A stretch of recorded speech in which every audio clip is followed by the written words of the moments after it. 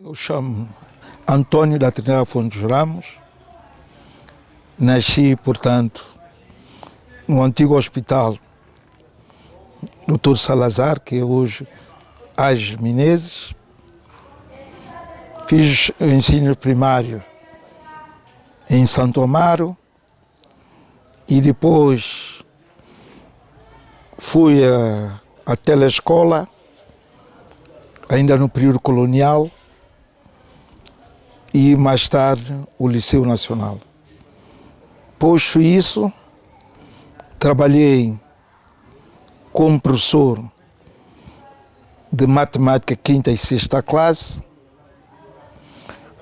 na Escola Secundária Básica Guadalupe Neves. Eu fiz isso quase 8 anos como trabalho, pois antigamente havia esta regra, as pessoas devem trabalhar. E mesmo no período de férias do liceu, havia necessidade de estudantes participarem. Eu recordo que trabalhei no PMI, onde atendia as mulheres grávidas, e trabalhei lá preenchendo os formulários. PMI é o quê? É centro materno. Depois de esses 8 anos, na altura, eu não escrevi, para dizer a verdade, eu só ouvi o meu nome na rádio como candidato à Bolsa de Estudo na antiga União Soviética. O senhor não se inscreveu para... Não escrevi, só ouvi na rádio. Mas eu era um elemento ativo da JMLSTP. Não só no distrito, como lá embaixo, como na sede do partido, recordaram de mim e eu ouvi o meu nome na rádio. Quer nos falar um bocadinho como era a sua família, a que se dedicava, quantos eram quando nasceu, ainda no tempo colonial? Bom, eu sou proveniente, parte materna é judaica, são descendentes judaicos, minha mãe. E o meu pai é descendente de um grande latifundiário chamado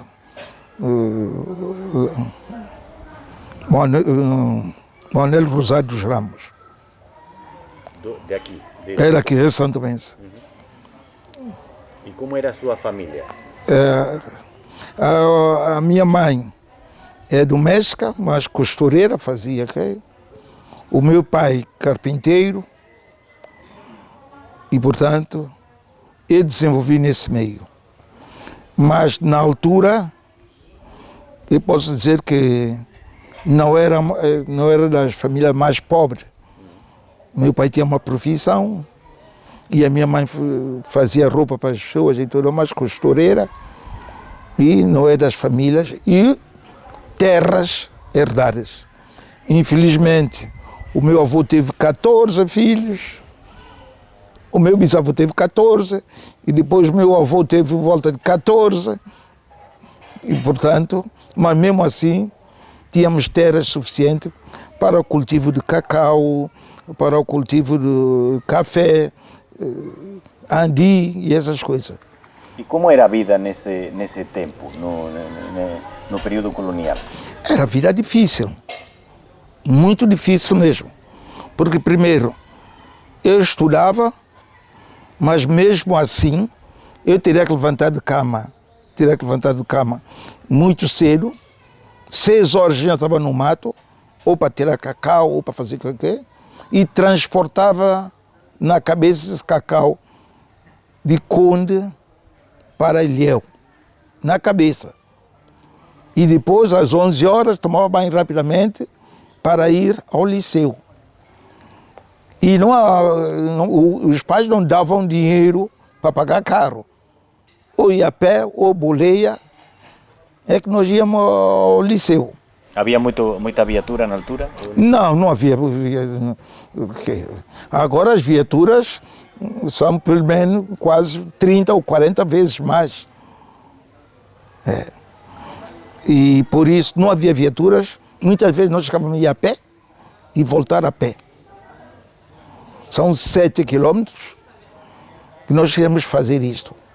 Todos os dias? Todos os dias. Quantos irmãos é que eram? Nós éramos 5 irmãos. 5 irmãos. Mas o meu irmão mais velho, o pai pôs a viver lá na casa de uma minha prima. Enquanto eu fiquei, porque ajudar nas plantações, e eu é que era responsável pelos animais, cria de cabras, cria de porcos, patos, eu é que era responsável. Para dizer que ter tempo para jogar bola assim, é porque minha ginástica, isto é, eu se trepava uma fruteira e tirava fruta, coisas já para cabras, folha para as cabras, tirava fruta para ferver para os porcos, trazia qualquer coisa para os patos, os patinhos ao mesmo tempo, tudo ao mesmo tempo. E para cozer essa fruta pão, eu cortava um pneu, punha embaixo disso, a arder, e ia jogar bola. Quer dizer, não tinha que estar a juntar fogo, fazer essas coisas, para ter tempo livre. Mas isso era para distrair, que como que estivesse ali, mas não estava? Não, eu punha isso a cozer e ia embora. Ia embora. Porque o meu pai também quase não ficava em casa. O meu pai, período de chuva, ele está no seu terreno, fazer colheita. Ele mesmo tinha tanta paciência que ia sozinho trabalhar, desde manhã até a tarde. Quando era no período da caravana, que ele não tinha muita coisa para colher, é que ele trabalhava para os colonos. Mas o trabalho normalmente ele sai de manhã, quando ele volta até a tarde. Só ficávamos em casa com a mãe. E como é que era ou seja, o vosso método de produção? Digamos, vocês produziam e vendiam o cacau em bruto a quem? Nós não vendíamos bruto, secavam, vendiam cacau já seco. E secavam vocês mesmos? Nós é que secávamos. E depois vendiam a quem? A um comercialista?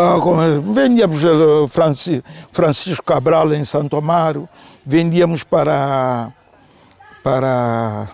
Moraes, vendíamos isso nas lojas. Estes eram proprietários de rozas ou eram só comercializadores? O que nós produzíamos, nós vendíamos. E os que o compravam só se dedicavam a compra e venda ou tinham roça também? Eles tinham roça. E pagavam mais ou menos bem? Naquela altura, dava. Porque nós, por exemplo, no tempo livre, durante as férias, nós podíamos partir caroço. O meu pai saiu de casa, o meu pai não gostava, por exemplo, que nós comêssemos feijão. Porque ele diz feijão estraga a barriga, não sei lá e tal. O meu pai sai de casa, a gente parte caroço, vai vender, esse dia do caroço já dá para comprar aquele feijão, comprar arroz, comprar essas coisas. E fazíamos comida à escondida para que meu pai não soubesse. Que estava a comer feijão. Estava a comer feijão. Mas de noite meu pai ia saber, porque quando atacava a barriga ou essas coisas, o meu pai aborrecia logo. E como é que era, por exemplo, essa parte aí, a comida? O vosso dia a dia de alimentação, pratos tradicionais, coisas? Havia pratos, fazia-se. Dizer a verdade que nós nunca fomos para a cama sem comer. Havia sempre de comer. É a casa que tinha um pequeno almoço e jantar. Havia.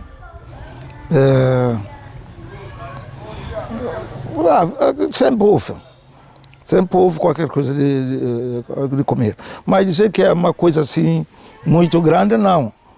Porque hoje as minhas crianças, quando comem uma criança come um voador, por exemplo. Nós antigamente não comíamos, cada criança não comia um voador. Podia comer um pedacito. Esse voador era dividido em 3 partes, e cada criança comia uma parte. E era quem cozinhava em casa, a sua mãe? Minha mãe cozinhava, e depois quando Quando a minha irmã cresceu, as minhas irmãs faziam de comer. E elas também iam à roça a trabalhar ou a partir caroços e essas coisas? Não. Minhas irmãs, sim, fazia tudo. Fazia tudo conosco. Tudo. E o senhor aprendeu a cozinhar ou nem por isso? Eu aprendi a cozinhar, sim, mas eu era mais para outros trabalhos. Porque eu rapidamente, como meu pai era carpinteiro, eu adaptei um tempo de fazer carpintaria. Aprendeu?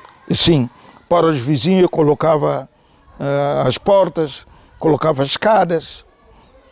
Se o vizinho tinha problema que estava a chover, eu resolvia esse problema e ganhava qualquer coisa de dinheiro. E esse dinheiro não apresentava ao meu pai.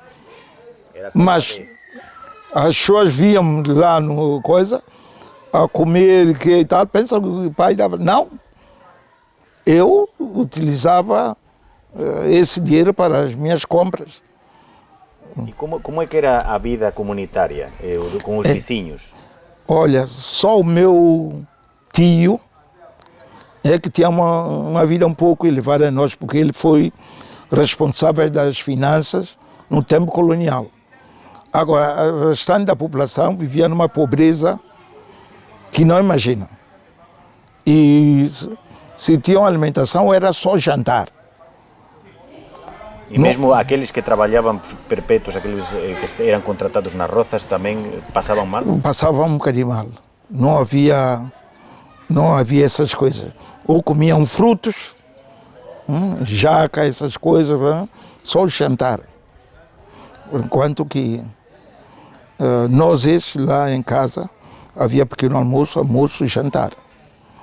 E de como é que era a relação, por exemplo, com os proprietários das roças? Porque havia proprietários que seriam portugueses, brancos, e havia proprietários nacionais. Sim, sim. E como é que era esse...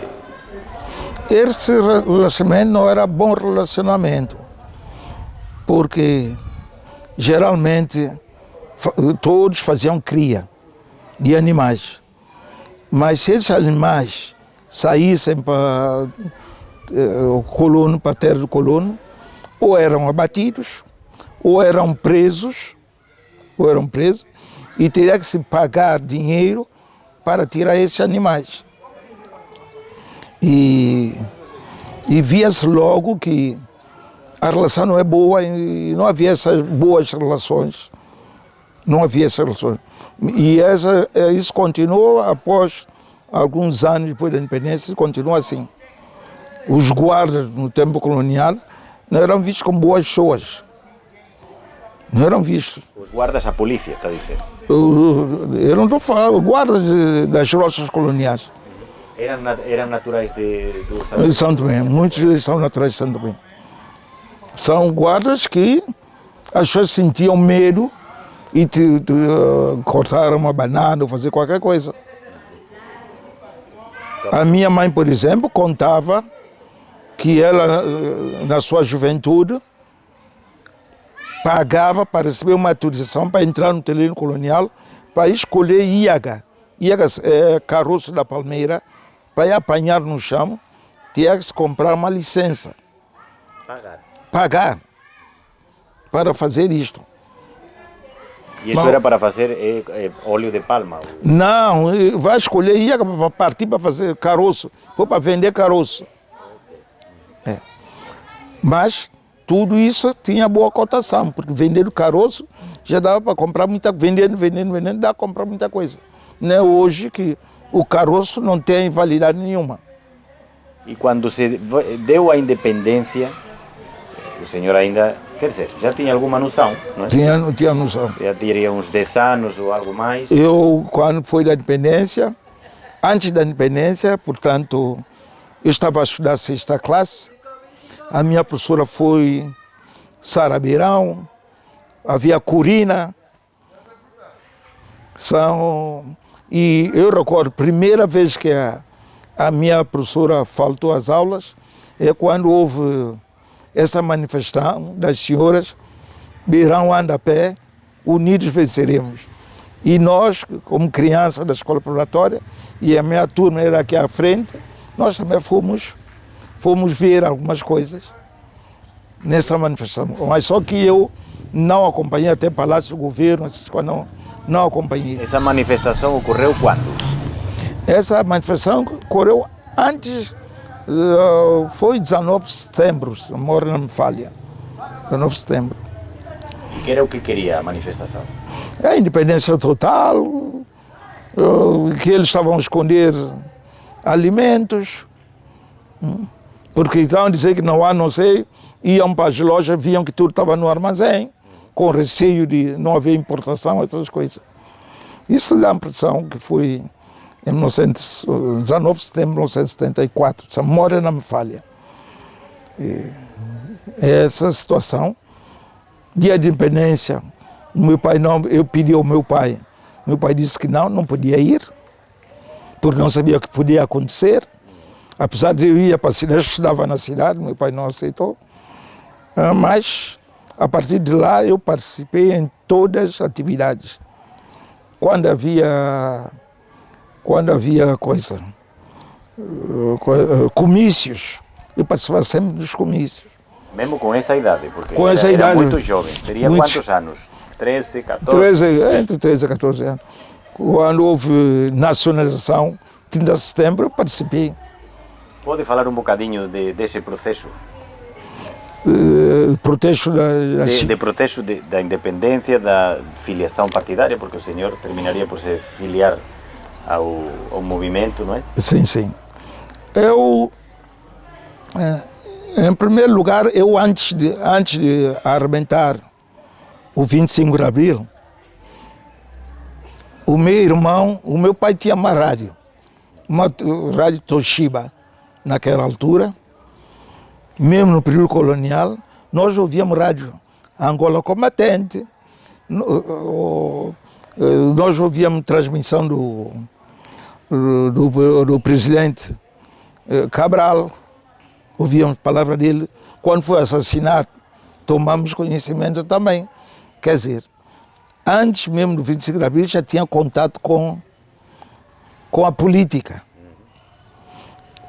E depois, quando começou, depois da independência, eu comecei a participar mais ativamente, apesar que depois da independência eu tinha mais que não podia ser pioneiro mais, e essas coisas, mas eu coordenava as atividades, participava das atividades da Jota, fazia convívios, piqueniques. Como é que funcionava tudo aquilo? Ou seja, quando se estrutura o movimento, porque os líderes do movimento estão no estrangeiro? Não, isso foi depois da independência que eu aderi ao movimento. Depois da independência. Antes da independência não tinha nada. Eu só ouvia rádio. E gente ouvia a rádio. Por que eu aprendi francês rapidamente? Mesmo da sexta classe já entendia muita coisa. Por causa da rádio. Sim, o meu irmão levantava a antena, ligava a antena com um fio de cobre para a chapa de zinco e a gente apanhava muita coisa. Um aparelho Toshiba. E isso aí. O seu pai tinha alguma inclinação política ou nunca manifestação? O meu pai era anticolonial sério. Porque em 1953, ele foi preso. Por Batepá? Ele não foi em Batepá, ele escondia sempre. Ele não estava em Batepá, mesmo no Ilhéu. E ele não dormia em casa. Ele dormia em cima de um jaqueteiro. E uma senhora vizinha tinha amantes coloniais e ele é que indicou onde é que meu pai dormia. E foram prender meu pai. E foi preso por quê? Prenderam só porque falta de mão de obra. Prenderam ele. E depois, quando ele foi para a polícia, perguntaram a ele, o que é que o senhor faz? Ele disse, eu sou carpinteiro. O senhor é carpinteiro ou o senhor é matapau? Ele disse, não, eu sou carpinteiro. E puseram ele a, como se costuma dizer, barrotar uma casa.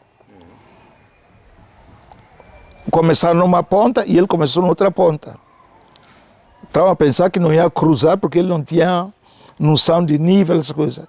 Depois de ele fazer esse trabalho corretamente, não mandaram ele para nenhum lado, disseram que ele continuaria a trabalhar lá. Mas, segundo ele trabalhava de manhã, começava às 6 horas, descansava meia hora na hora do almoço e pegava, saía lá para as 21 horas.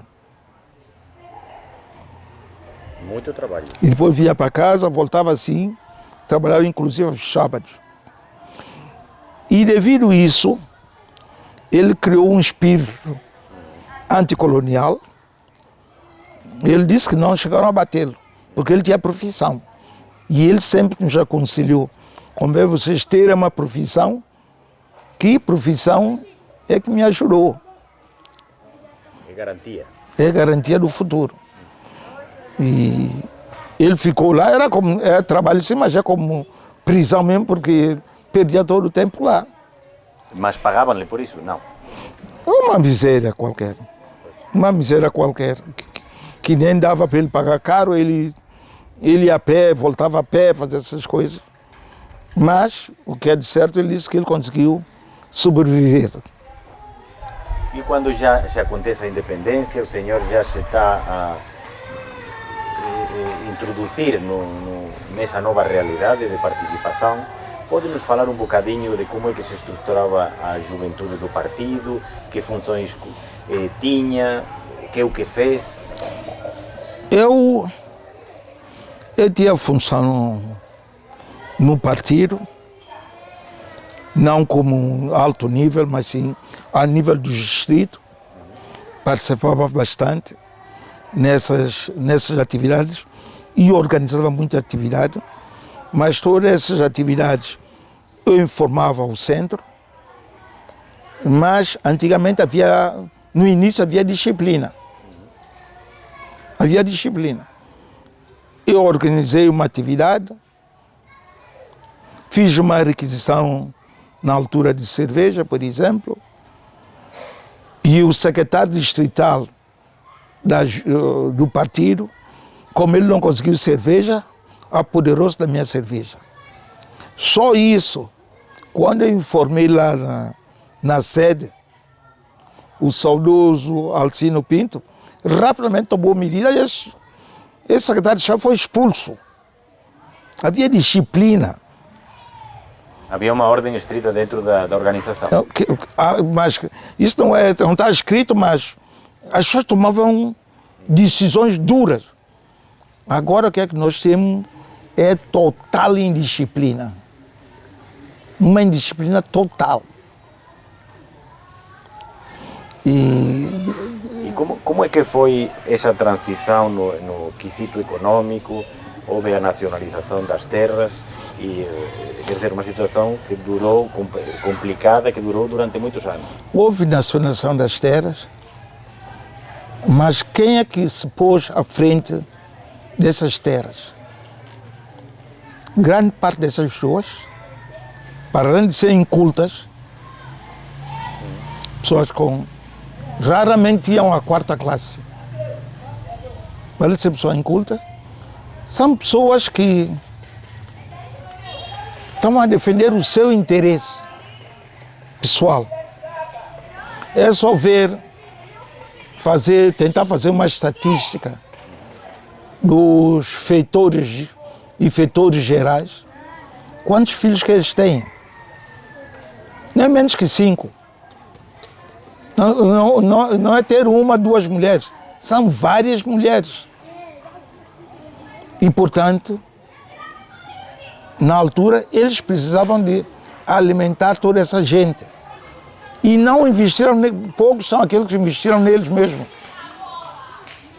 Para ter uma boa casa, ter não sei, não. Se eles têm casa, grande parte deles aproveitam da residência colonial. Portanto, houve um período, quer dizer, um saudosismo, quer dizer, o colono está a sair, apareceram novos colonos que querem apoderar-se de tudo. Mas isso aconteceu mesmo? É claro que grande parte... Eu era ainda jovem, eu vinha umas senhoras e eu ter com um capataz, dizendo, olha, fulano, eu não posso ir para trabalho hoje porque assim. Ele não marca falta a essas pessoas. Desde aquela altura, se a pessoa não produz, não marca falta, como é que o país vai desenvolver? E isso era generalizado. Acha que tem a ver com a falta de qualificação e, sobretudo, também com esta distorção na gestão, mas houve outros problemas além disso que ficasse a situação complicada? Houve muitos problemas, porque mesmo com o presidente Pinto da Costa, ele tentou aplicar um bocadinho de mão dura para ver se pôr as coisas em ordem, começaram a criticá-lo, porque essa indisciplina reinante até hoje vai custar para o país desenvolver. E com o multipartidarismo, essa situação piorou ainda mais. Eu não estive cá quando começou o multipartidarismo, mas estive no estrangeiro a fazer minha formação, mas as coisas pioraram demais. Quando o país avança sozinho, necessita quadros, necessita ajuda, necessita financiamento, necessita circunstâncias. Há uma série de países que ajudam a formar quadros, como é no seu caso, mais tarde, não é? Mas já desde bastante cedo, por exemplo, Cuba, União Soviética, República Democrática Alemã, etc. Como é que podem-nos falar um bocadinho desse sistema de formação e de ajuda e dar, na sua opinião, qual foi o valor real que deu a São Tomé e Príncipe? Eu quero dizer que no período colonial só se falava do médico, doutor Botica, mas hoje qualquer um centro hospitalar temos muitos médicos. Eu quando estudava, só em Moscovo éramos 150. Só em Moscovo os santomenses? Os santomenses. Agora, havia noutras cidades, quer dizer, muita gente a formar. Há alguns que não conseguiram ter sucesso, foram expulsos, mas grande parte formou-se na União Soviética, na RDA, depois de Alemã, formou-se em Cuba, muitos países mesmo, Portugal, muitos países. Mas só que, se nós fizermos uma estatística, vamos ver que grande parte desses quadros formados ficaram no estrangeiro. Ficaram no estrangeiro porque aqui não oferecia condições. Foi um bocadinho o seu caso? O meu caso foi um bocado o meu caso, porque se eu tivesse cartão de residência, quase que não vinha. Porque eu estive a pensar, onde é que eu vou ver uma casa para viver? Estava a pensar uma casa. Estava a me dizer que uma casa para se fazer tem que ter $20.000, o mínimo. Mas, como não me deram, eu pedi cartão de residência, não me deram cartão de residência, eu não tinha outra alternativa que regressar. Mas vamos a ir um bocadinho mais ao início. O senhor, antes de ser, o seu nome sair na rádio, como candidato com bolsa para ir à União Soviética, antes disso, e no período colonial ainda não tinha feito a formação média? Eu não tinha, eu comecei a dar aula, eu estava a estudar 10ª classe. Saí de 9ª para 10ª classe, comecei a dar aulas. Diretamente. Mas só que o nível antigamente não era um nível como hoje.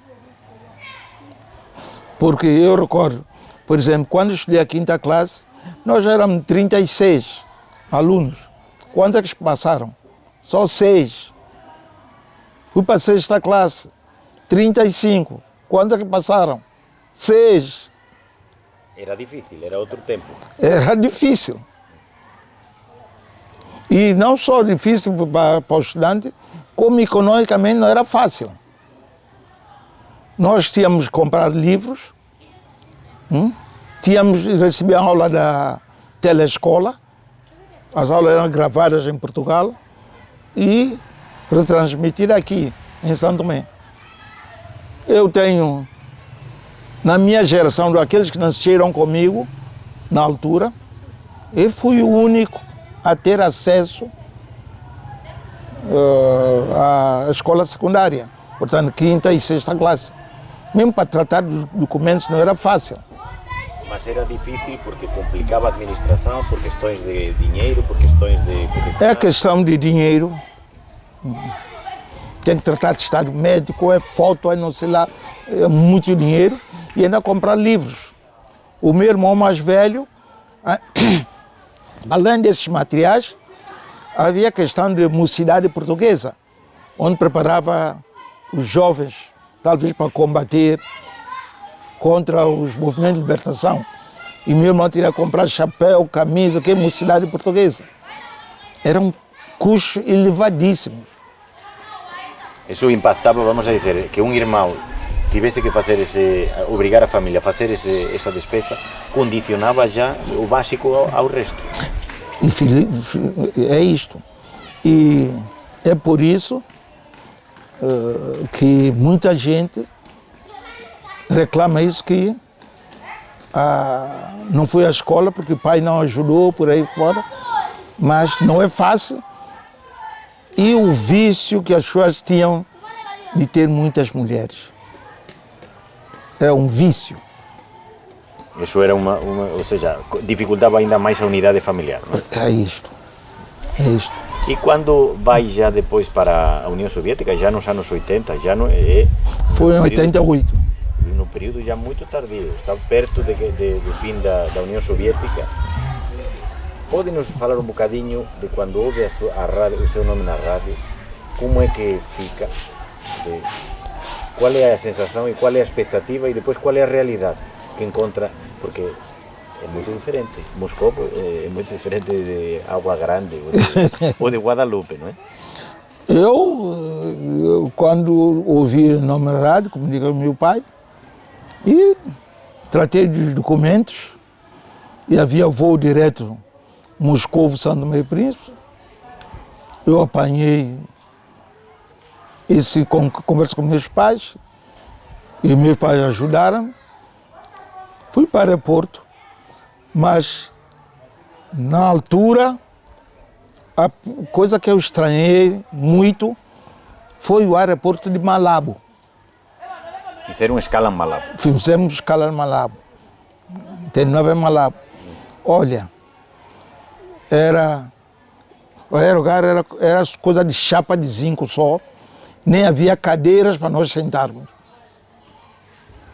Nós ficamos lá como retiro, meteram lá, fecharam, uma parte não é bem clara e tudo mais, naquela altura.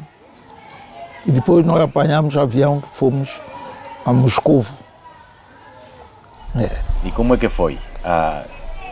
Não a aterragem em si mesma, mas o choque cultural com uma língua diferente? Primeiro choque é que eu quando cheguei sobre Moscou, havia muitos estudantes que foram são tomenses, que foram nos buscar no aeroporto. Foram buscar no aeroporto, mas primeiro, água. Primeira coisa, qualquer água que se bebe aqui é incomparável com a água, por exemplo, da Rússia. Tem sabores, essas coisas, mas água aqui em São Tomé é água. Foi a primeira coisa, porque nós, depois dessa coisa, toda a gente quer beber água.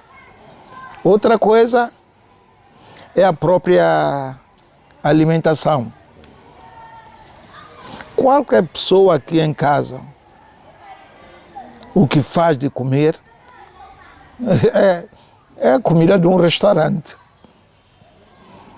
Mas lá, ao princípio, mas também fazem boa comida, é no restaurante, mas lá trabalha mais com refeitórios. A comida no refeitório não era assim muito boa. E nós, com esse receio, não comíamos. Os estudantes estavam lá, não pagavam coisa no refeitório para nós comermos. Aguentamos fome até volta das 17 horas, fome e frio. Era setembro. Eu fui só com um casaco. Não tinha muitas informações sobre a Rússia. Muito frio. E meteram num hotel. E as primeiras não deram comida cedo. Chamaram-nos, como todo e qualquer santomense, todos aqueles que estudaram. Se for qualquer coisa para exprimir em francês, dispara. Mínima coisa em inglês, dispara. Havia uns ganeses e tal, convidaram-me para comer com eles. Agora, o nível cultural de São Tomé e Príncipe é um pouco elevado a muitos do continente. Nós não comemos com mão mais. Agora, eles põem uma bacia, em volta todo mundo está aqui a meter com mão, a comer. Não é a primeira vez que eu ouço esta observação da diferença. Nós comemos com colher, eles assim com mão, a meter na boca, com mão a meter na boca, com pernas cruzadas no chão. Eu não consigo cruzar essa perna, eu abaixava só. Mas devido à fome, eu peguei para comer. Agora, só picante, só picante, eu comi 2 coisas só, eu saí, porque não estava a aguentar essa comida. Mas eles reclamavam, vem pá. E como é que se comunicava com quer dizer... Arranhava esse inglês. Todo e qualquer santomense, eu não sei se agora, mas antigamente, todos nós estudávamos o francês até 9ª classe, o inglês começávamos no 8ª e 9ª classe. Mas era suficiente para dizer, eu quero tal coisa, eu preciso de tal coisa. Onde é que fica a casa de banho? Essa coisa qualquer um santomense antigamente exprimia. E com a relação com... Chegam lá, há muitos africanos, pelo que estou a ver? Há muitos africanos. Só 100 e tal são-tomenses em Moscovo. 150. Quer dizer, como é que era a relação? Imagino que haveria também outros... Cabo-verdianos eram poucos. Que havia muitos são os angolanos. Mas havia cabo-verdianos, eu encontrei com cabo-verdianos, havia cabo-verdianos. Eram poucos. Mas os da África, do continente africano, é que eram bastantes. E estavam todos juntos ou estavam misturados com os russos, não? Não. Quando se chega e depois vai para uma residência, essa residência normalmente são nacionalidades diferentes. Não são 2 santomenses num quarto, nada. Um santomense, um congolês, um outro que fala inglês e um russo. Obrigatoriamente teria que ter um russo. E esse russo, por exemplo, o quarto em que eu estive no primeiro ano, havia um russo que estava a aprender o francês. Mas o que é de certo, nós tínhamos essa necessidade de trocar. Os santomenses já falam francês normalmente sem nenhum problema. Em inglês falam com um pouco de dificuldade. Havia necessidade de nós trocarmos em russo, porque são nacionalidades diferentes. E era o russo que terminou por ser a língua, vamos dizer, que une toda a gente.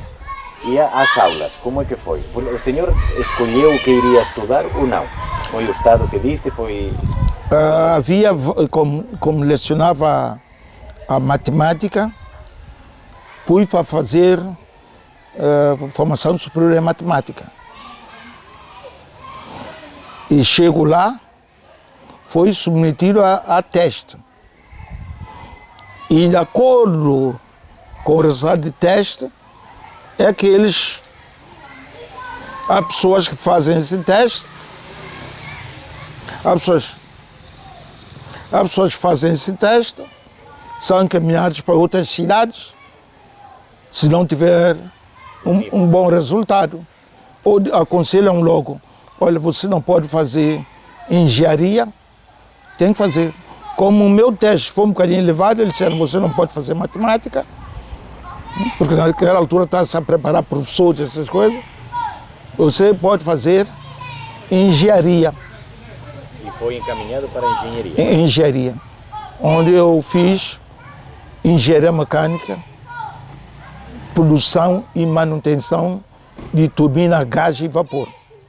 E isto, que quer dizer que é elevado, que utilidade teria em São Tomé e Príncipe na altura? A minha tese é para utilizar esses geradores que já cumpriram o seu tempo na aviação para produzir energia. Adaptá-lo para produzir energia. Mas eu chego num país que não há nada. Não há estaleiros, não há nada. Mas mesmo assim recebi um convite. Para regressar? Eu recebi um convite para trabalhar na EMAI. EMAI é o quê? Uma empresa de água e energia. Recebi um convite com data e tudo mais para ir para lá. Só que o antigo diretor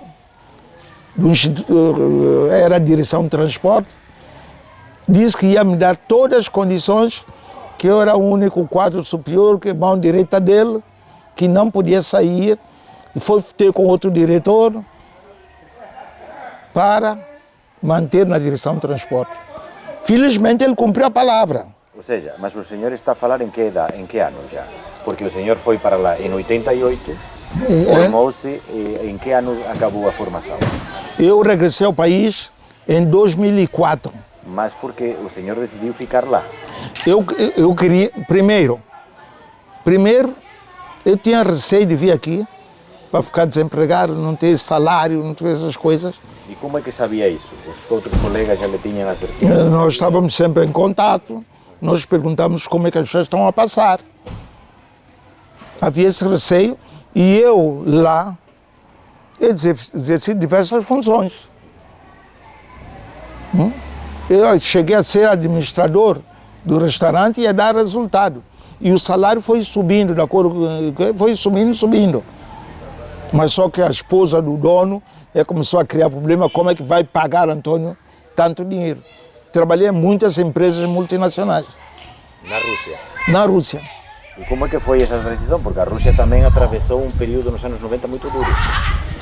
Foi extremamente duro, mas era proibido uma pessoa como estudante trabalhar. Mas mesmo assim, eu trabalhei. A pessoa tem de mostrar a qualidade do trabalho. Eu, por exemplo, fui para uma empresa, por exemplo, a empresa Vexma Group, um grupo italiano,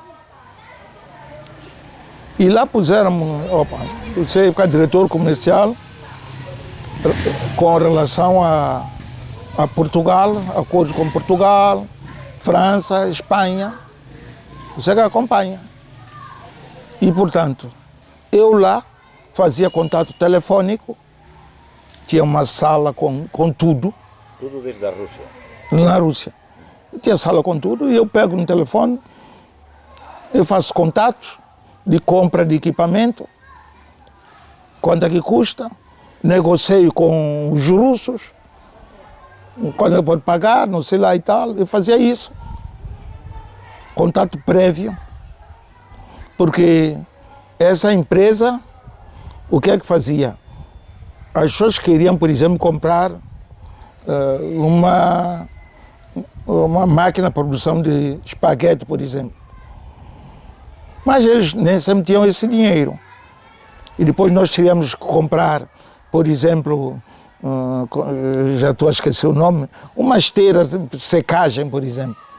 Nós podemos comprar uma esteira de secagem no México, já usada, e adaptar para ficar mais barato.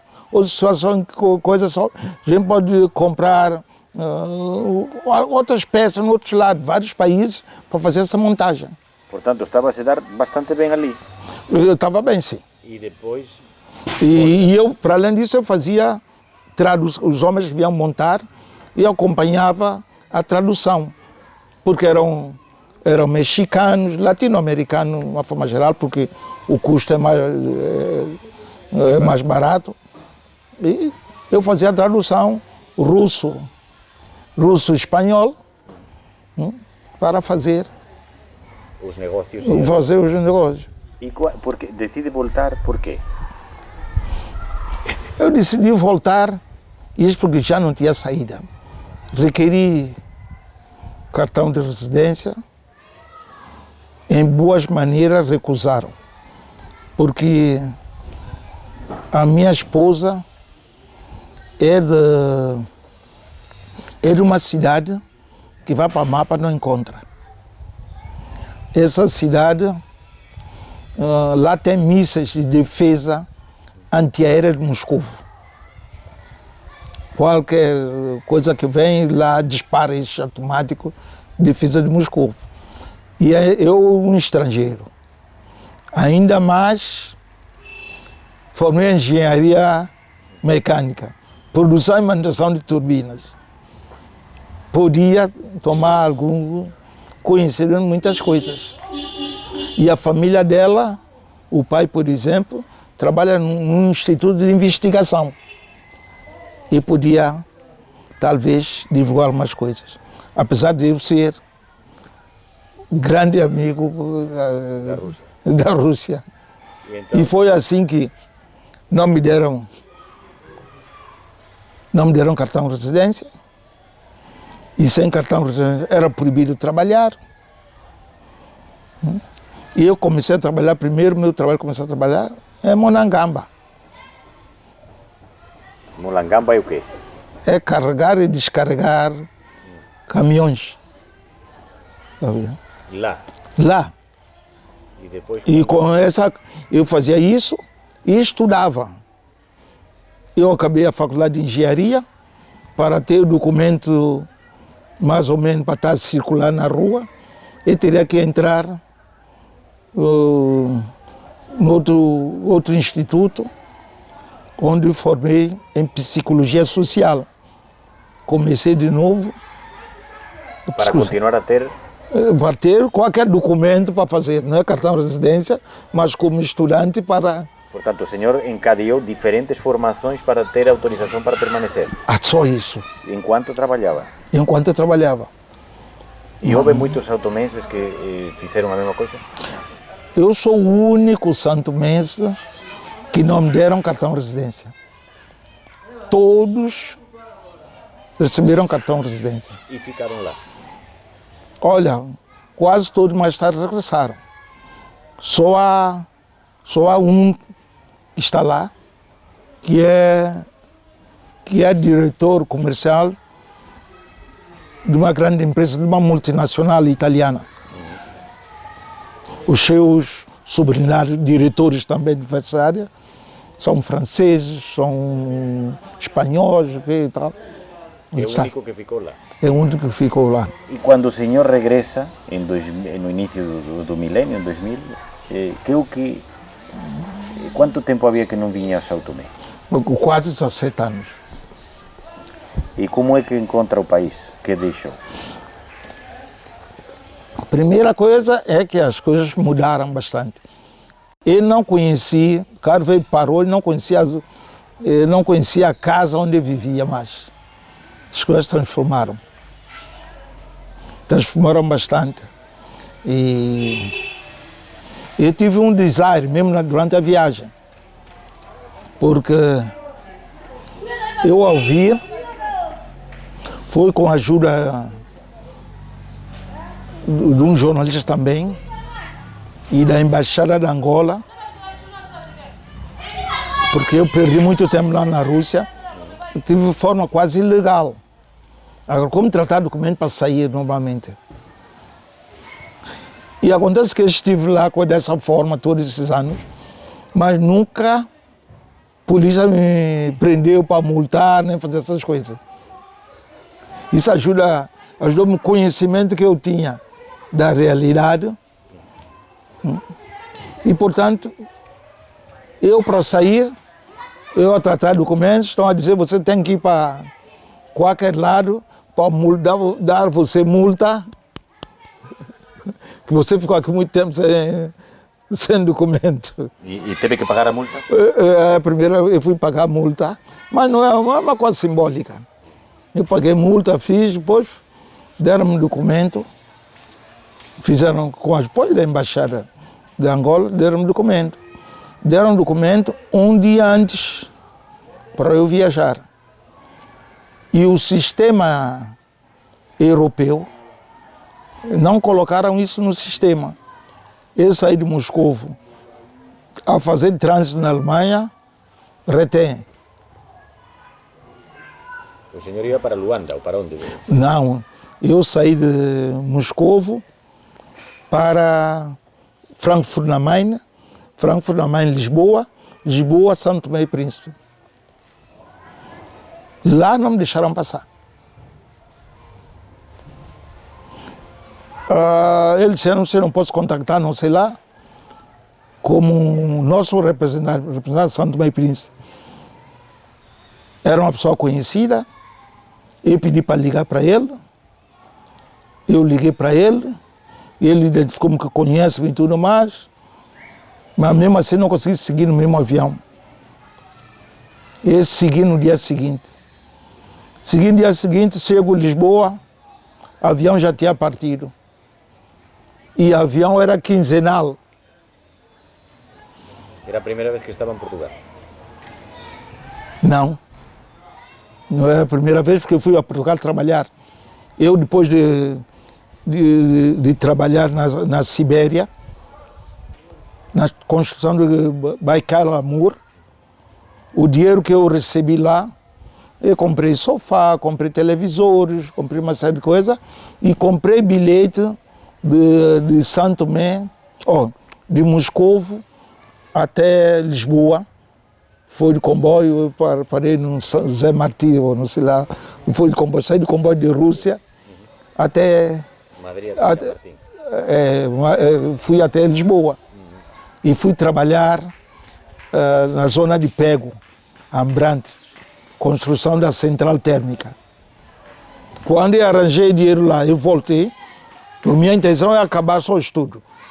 Minha preocupação. Quando eu voltei, comecei a fazer negócios de Moscovo a Luanda. Comprava colunas formantes, essas colunas grandes, e ia vender um roque santeiro. Sim.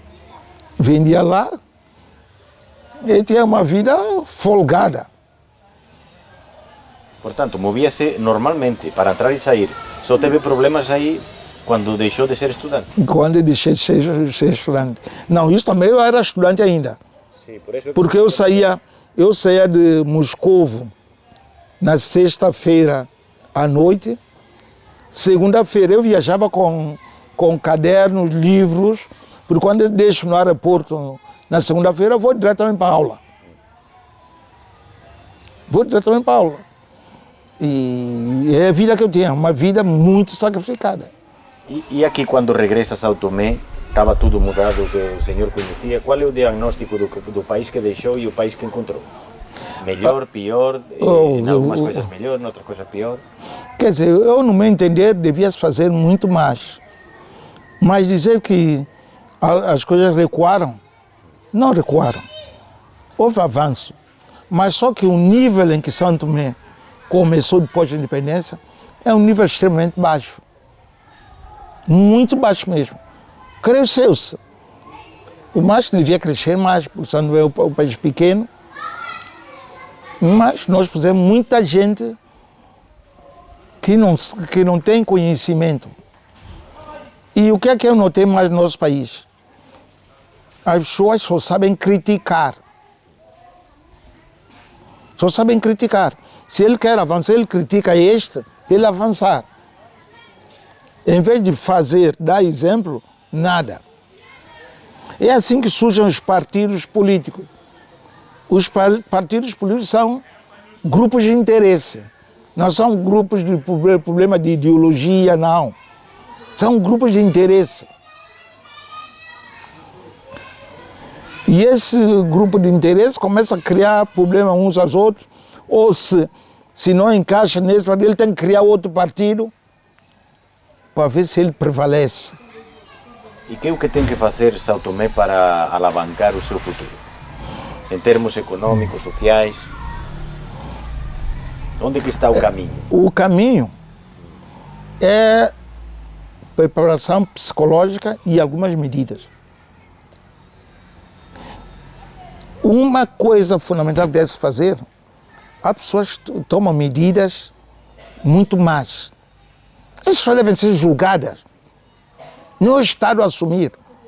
Hoje, qualquer uma pessoa faz qualquer um mal, quase que o Estado assume tudo. Não, se ele fez bem, vamos, sei lá, condecorar, elogiar e tudo mais. Se ele fez mal, ele também paga. A começar de 10% a 30%. Santo Tomé e Príncipe está muito mal. Os senhores não imaginam a situação que está Santo Tomé. Como está a mentalidade das pessoas.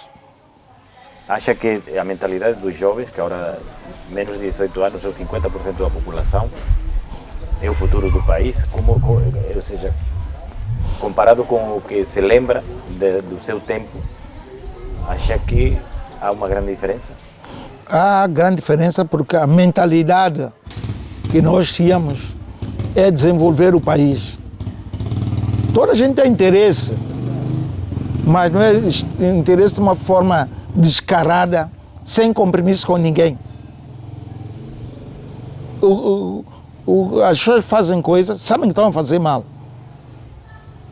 Talvez odeiam o Estado. Odeiam o Estado. Eu acho que as pessoas, quer dizer, não vê, é do Estado. Vamos roubar, vamos sacrificar o Estado, fazer não sei lá, imagem.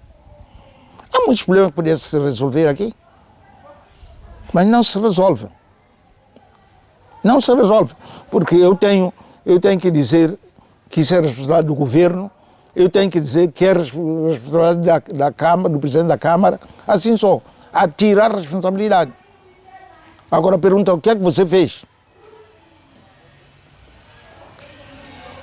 E, portanto, primeira coisa que deviam fazer é que as pessoas que cometem erros devem ser punidos.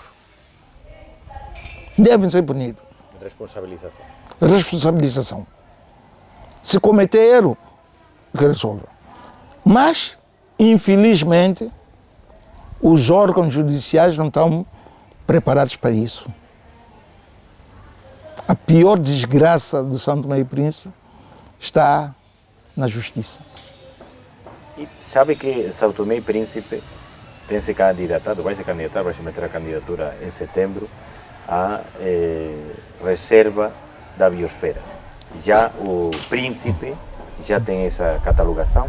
Sim. São Tomé vai se candidatar, provavelmente vai ser aceite.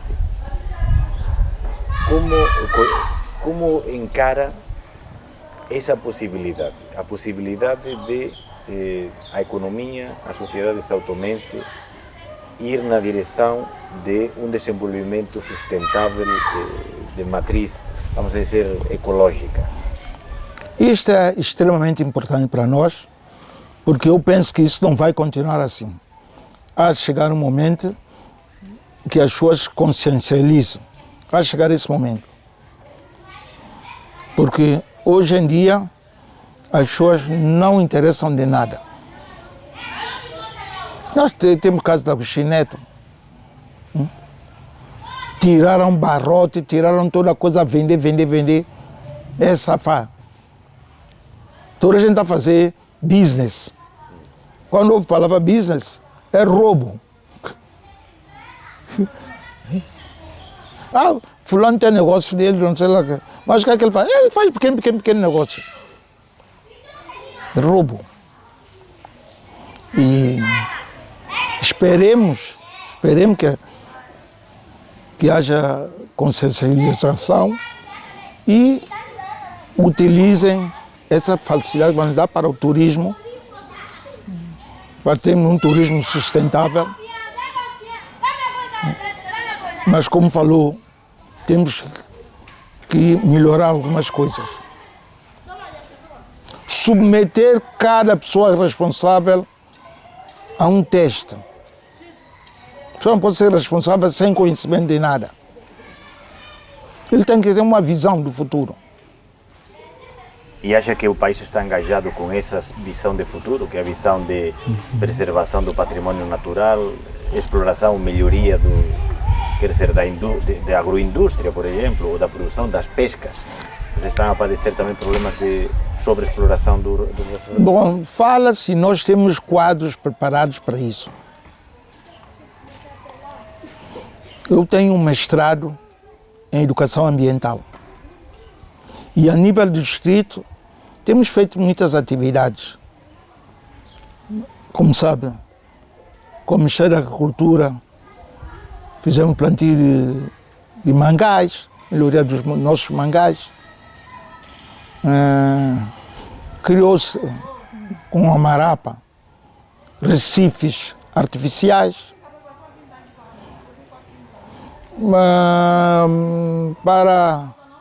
Para os pescadores, construiu-se um centro para moer peixe, para melhoria, encontro e tudo mais. Para as mulheres de lá, construiu-se um centro onde elas aprenderam a fazer o artesanato para vender para turistas. Há pequenas ações que são feitas. A Câmara tem feito limpeza constante das praias. Como vê, a nossa cidade está um pouco limpa, não é melhor que está em relação a outras cidades. Tem-se feito. A lei, por exemplo, proíbe a utilização dessas redes pequenas. A coisa de tartarugas, proteção das tartarugas. Há passos que estão sendo dados, mas nós temos que ter pessoas competentes, à altura. Não é competente a habilitação, não. É competente com a vontade de fazer. Iniciativa. Porque nós temos, nesse momento, eu acho que a densidade dos quadros nacionais aqui, talvez superior à Europa. Pessoas com formação, doutoramento, mestrado aqui em São Tomé, não é muito. Mas essas pessoas não vão. Não atingem cargos superiores, são poucos. Não atingem por quê? Porque a pessoa, quando é formada, ele sabe o que é bem e o que é mal. E ele normalmente não fecha os olhos perante os males. E ele fala. Isso não agrada os chefes. O chefe quer uma pessoa que cumpre só as suas orientações. Um quarto não tem tendência de mentir. Ele fala a verdade. E nem sempre a verdade é agradável. É agradável. E é por isso, um país com grande densidade de quadros formados não vai haver ministro sem habilitação superior. Sabe o que é que isso dá? Ele percebe todas as coisas? Não percebe. Vamos ter 2, 3 ministros da associação. Por quê? Não deve ser. E eu, quando eu falo, não é só ministros. Se um engenheiro candidata com uma pessoa que só tem 4ª classe, engenheiro não passa. Porque ele já comeu, ele tem outra parte de comer, vamos dar, coitado, algo para comer. Nós vamos fazer a listagem dos vereadores. Quantos vereadores a gente vai encontrar que têm habilitação superior? Nem um quarto. Mas acha que haveria suficientes candidatos para... Claro, mas nem vale a pena. Nem vale a pena. Não é o tipo de pessoa que deve estar habilitada para fazer aquilo que se espera dele. Não. São pessoas que estão voltadas para chamar o business. E o senhor, quando vai contra os business, o senhor está condenado por todos. Até que ponto, ou seja, a preservação do vosso patrimônio natural pode sofrer com essa lógica? Pode sofrer, eu tenho estado a sofrer com essa lógica. Se a pessoa vê o Estado, não vê o Estado como amigo, que ele deve ajudar. Nós temos árvores que são cortadas lá no coisa, para fazer carvão. Tem estado a propaganda para não destruir as tartarugas. Continua um pouco, por todo lado. Diminuiu, mas continua. Se a pessoa não encarar o Estado e dizer que eu amanhã vou tirar benefício, nada. Só diz que o Estado está dele bem, o Estado está bem, vamos. Não interessa. Nós tivemos o caso da central da Agostinho Neto. É uma central que funcionava no tempo colonial muito bem e tal. Eu não sei o que é que deram os jovens, foram arrebentar uma central para tirar fios para vender para nigerianos. Eles foram presos. Mas qual é o julgamento a seguir? Nada. E, portanto,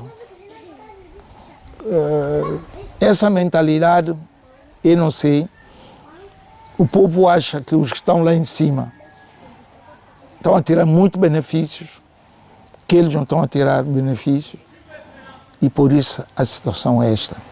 Mesmo se eu de vez em quando eu vejo, eu onde eu vivia, eu faço ponte, para as pessoas estar passando normalmente e tudo mais.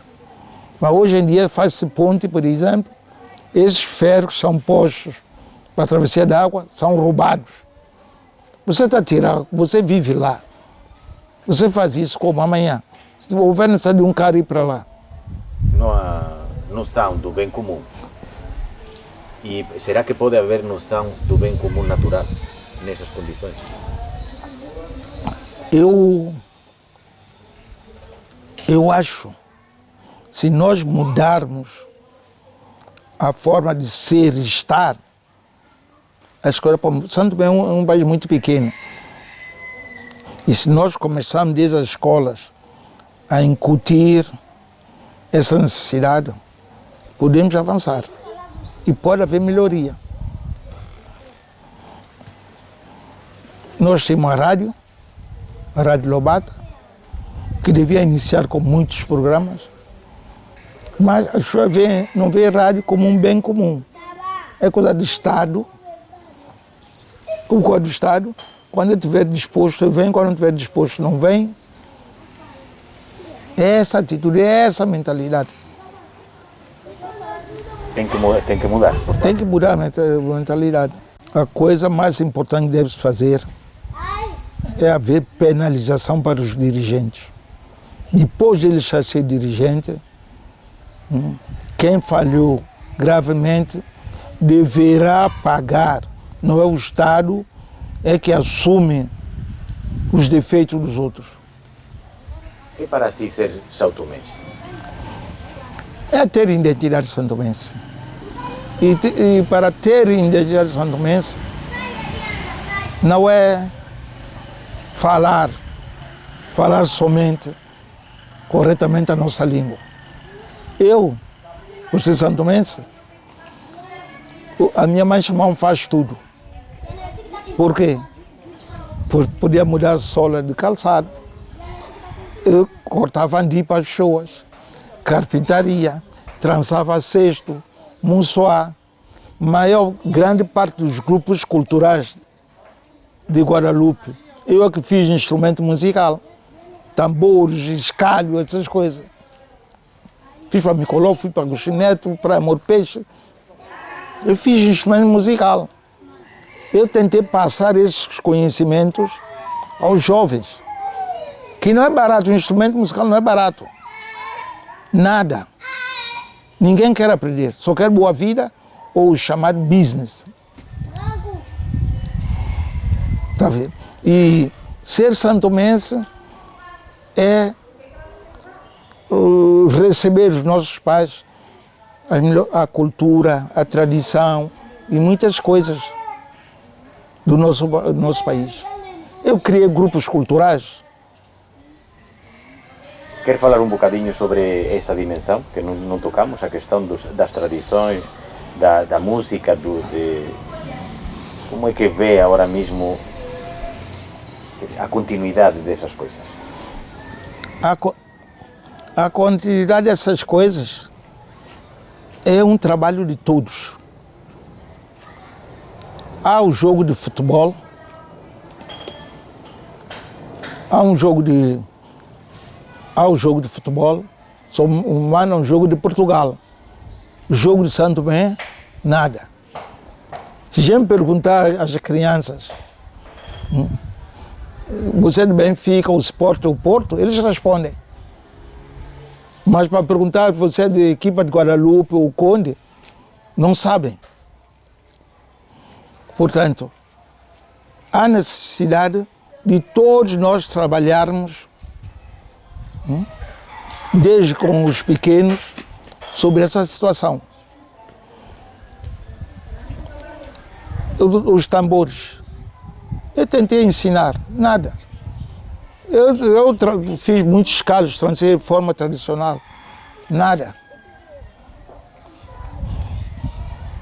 E Mussuá, hoje em dia ninguém pega camarão. Eu recordo que eu, na minha juventude, eu fazia Mussuá. Mussuá é o quê? Mussuá é um instrumento como cesto para pegar camarão. A gente põe coisa. Fazia isto. E quando houvesse qualquer falha de peixe ou qualquer coisa, tínhamos camarão. Agora, pergunta quantos jovens sabem fazer o Mussuá hoje.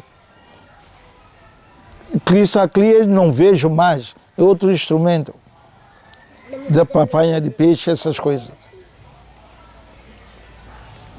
Portanto, se a pessoa não faz isso, é um problema.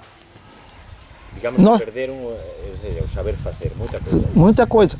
E outra coisa, a Europa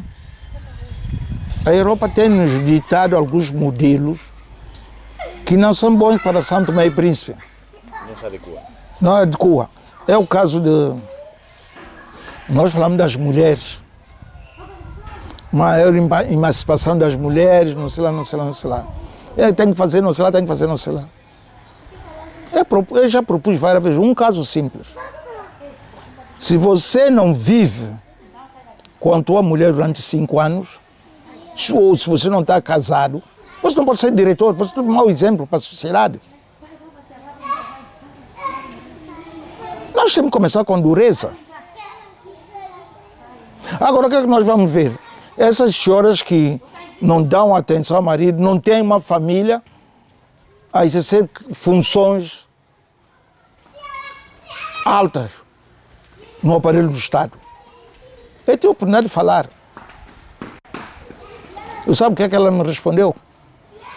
Que os nossos presidentes da República, só o último presidente é que tem esposa, tem primeira-dama, que o nosso país nunca teve primeira-dama. Mas só tem que mudar. Agora, se nós aplicarmos essa norma, todo mundo vai seguir que ele tem que ter uma família. Família é pilar da sociedade. Não vamos ter crianças na rua. E aqui, sem dinheiro, conseguimos mudar a sociedade. Agora, o que está agora, esses modelos europeus que vêm para aqui, não servem. Não se adapta à realidade local. Essa é a situação. Portanto, diria que ser são tomense é uma questão também de compromisso e de responsabilidade. Aí é que está.